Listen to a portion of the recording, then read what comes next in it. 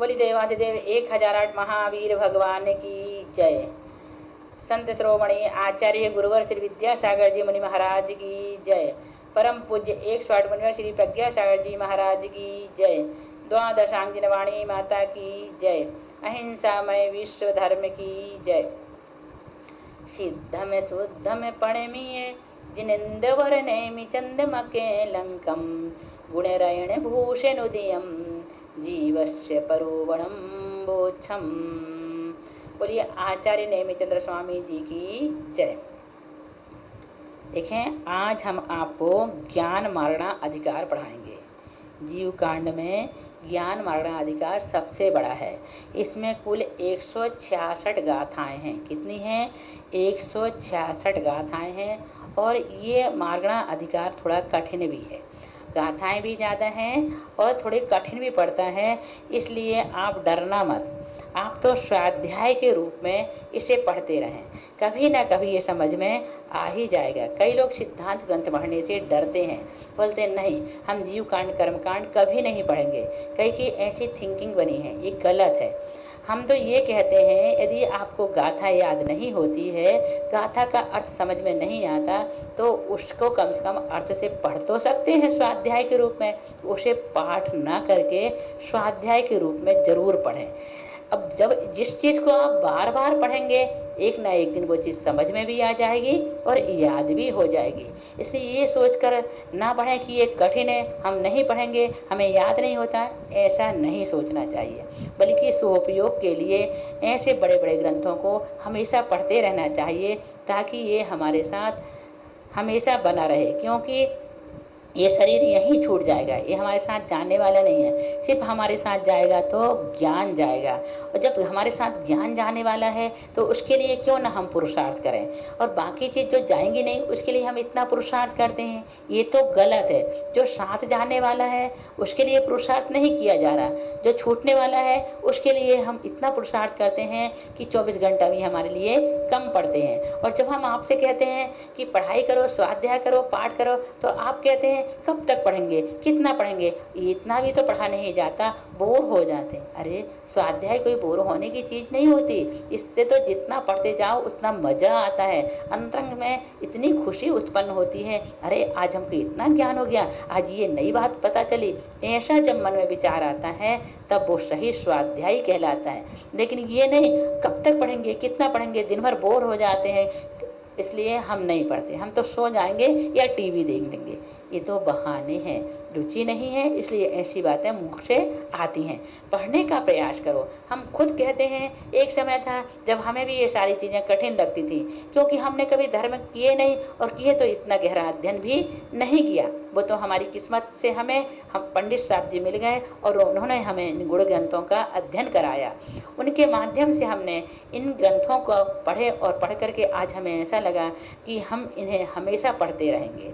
और अगर हमारे पास कोई पढ़ने के लिए आएगा तो उन्हें भी पढ़ाएंगे। और हम तो कहते हैं कि ये पढ़ने आने की ज़रूरत नहीं है, अब तो आप सेल्फ स्टडी कर सकते हैं, क्योंकि अब आपके पास यूट्यूब में ये सारी चीज़ें उपलब्ध हैं। तो घर बैठे इनका अध्ययन करें, स्वाध्याय करें, सुपयोग में हमेशा रहें। आगे बढ़ें, चलें देखें ज्ञान मारणा अधिकार। इसमें कुल 166 गाथा हैं। ज्ञान का निरुक्ति सिद्ध सामान्य लक्षण क्या है? गाथा से जानेति काले विषये दव्य गुणे पज्जय बहु भेदे प्रत्यक्षम च परोक्षम अनेन नानेतिनम बेंती। देखो क्या कह रहे हैं, जिसके द्वारा त्रिकाल विषयक दव्य गुणे, द्रव्य और बहुभेद सहित उनके गुण तथा उनकी पज्जय अनेक प्रकार की पर्यायें प्रत्यक्षम च परोक्षम, प्रत्यक्ष और परोक्ष रूप से जानी जाती हैं, वह ज्ञान कहा जाता है। सरल है, प्राकृत की गाथाएं सरल होती हैं, उनका अर्थ आसानी से लगा सकते हैं आप भी।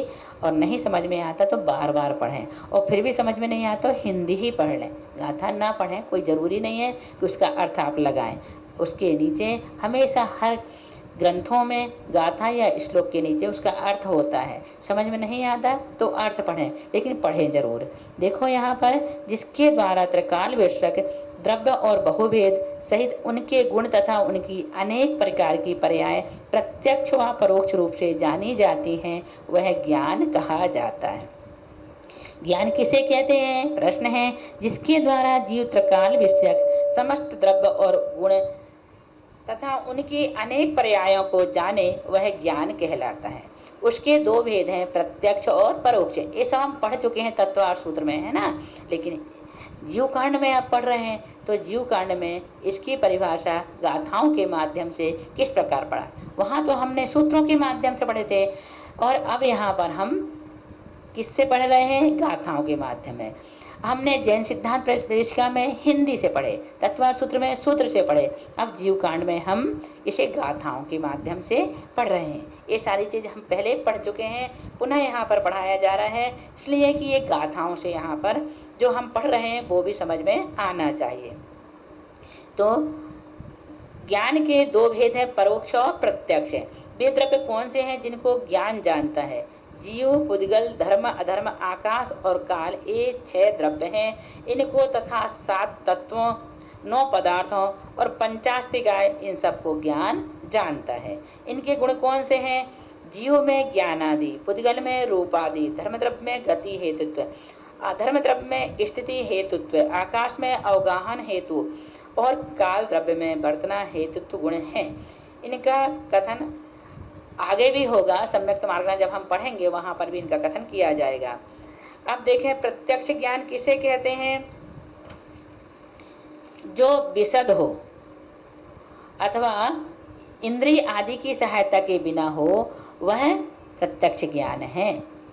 परोक्ष ज्ञान किसे कहते हैं? जिसमें इंद्रियादि की सहायता हो, जो अस्पष्ट हो, वह परोक्ष ज्ञान है। जिसमें इंद्रिय की सहायता की जरूरत पड़ती है और जो अस्पष्ट होता है, वह परोक्ष ज्ञान कहलाता है। परोक्ष ज्ञान 2 प्रकार के होते हैं, मति ज्ञान और श्रुत ज्ञान। और अवधि ज्ञान क्या है? एक देश प्रत्यक्ष है ना। मति ज्ञान और मन प्रया ज्ञान कैसे हैं? एक देश प्रत्यक्ष है, और केवल ज्ञान सकल देश प्रत्यक्ष है।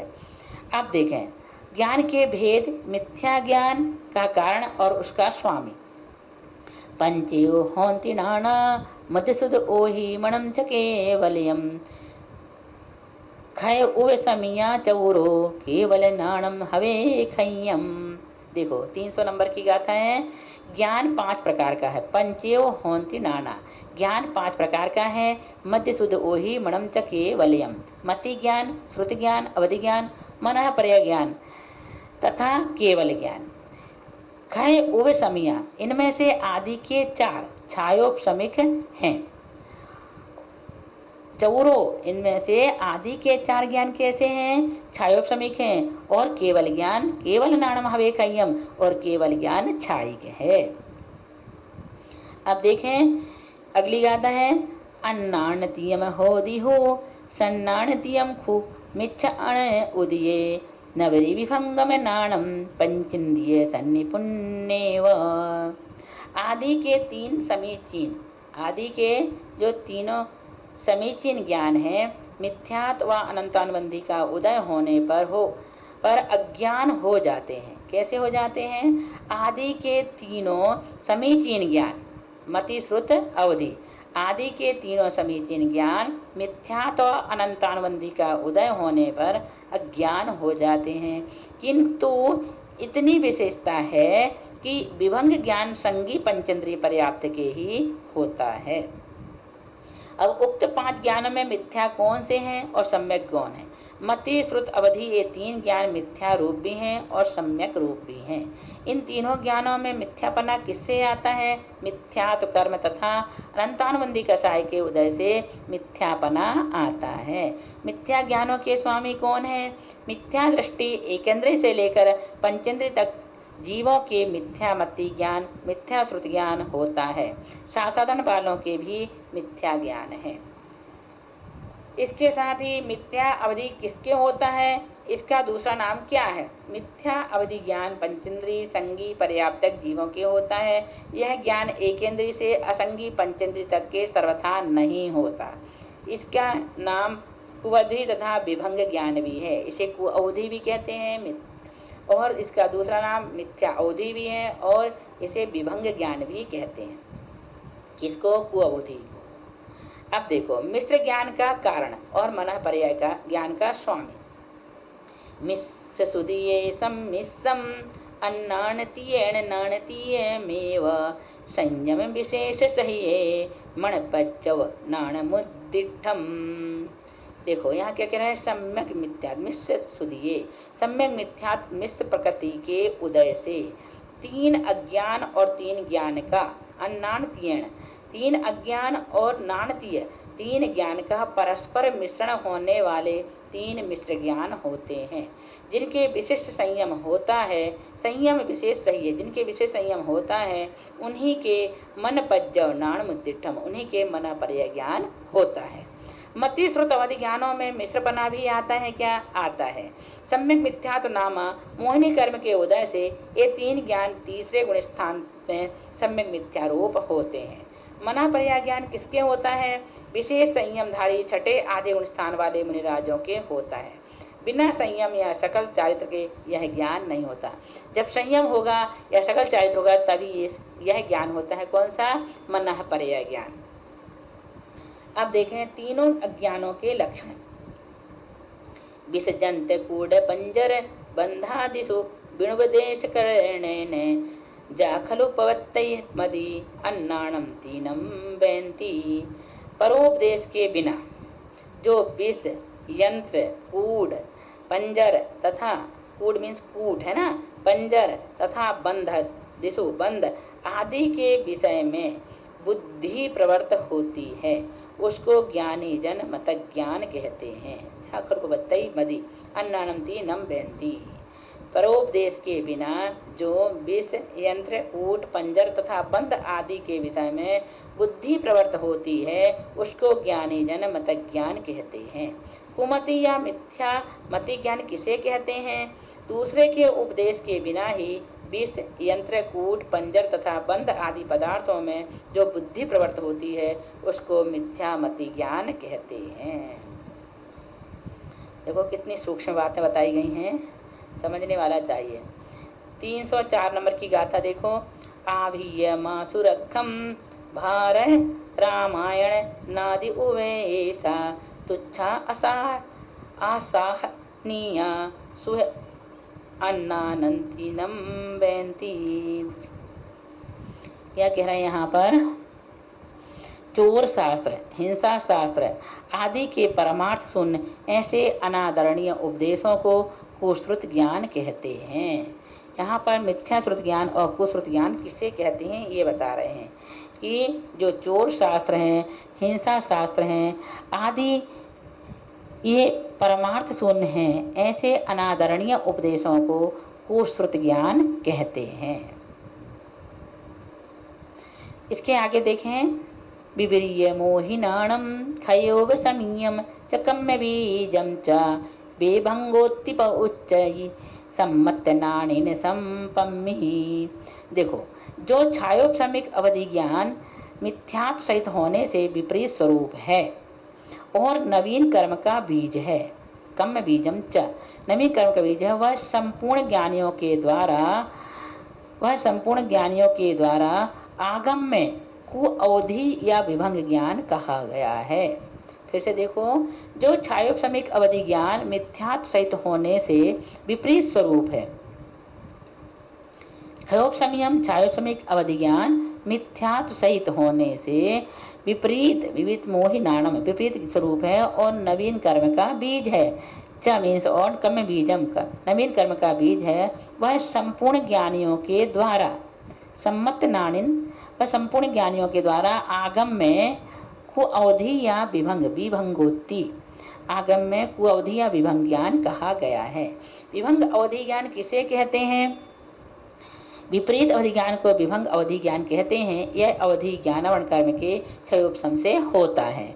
विभंग अवधि ज्ञान किनके होता है, मिथ्या दृष्टि देव नारकियों के होता है, अर्थात सभी देव नारकी के अवधि ज्ञान नियम से होता है। इतनी विशेषता है कि सम्यक दृष्टि के अवधि को शुभ अवधि और मिथ्या दृष्टि की अवधि को विभंग अवधि कहते हैं। देव नारकी की पर्याय में जाने के बाद नियम से होने के कारण इसको बहु प्रत्यय अवधि ज्ञान कहते हैं, क्योंकि इसमें बहु कारण है। मनुष्य त्रियंश के अवधि को गुण प्रत्यय क्षयोपशम निमित्त अवधि ज्ञान कहते हैं। क्या देवनारकी के क्षयोपशम के बिना विज्ञान होता है? क्षयोपशम के बिना नहीं होता, किंतु उस भाव में जाने से क्षयोपशम स्वतः होता है। तप आदि की अपेक्षा नहीं रहती, अतः भाव प्रत्यय कहते हैं। मनुष्य त्रियंच के कुछ गुणों की अपेक्षा लेकर क्षयोपशम होकर यह ज्ञान होता है, अतः क्षयोपशम निमित्तक अवधि कहते हैं। इस अवधि ज्ञान को कर्म का बीज क्यों कहा है? क्योंकि यह मिथ्यात्व आदि कर्म प्रकृतियों का बंध कराता है। हाँ, इतना विशेष है कि नरक गति में यह पूर्व भाव का ज्ञान कराकर सम्यक की प्राप्ति का निमित्त होता है।